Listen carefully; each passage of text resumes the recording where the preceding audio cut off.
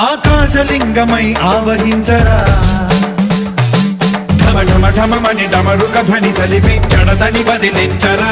శ్రీవాయులింగమై సంచరించరా అణువణువున తన తనువున నిలిచి చలనమే కలిగించరా భస్మం చేసే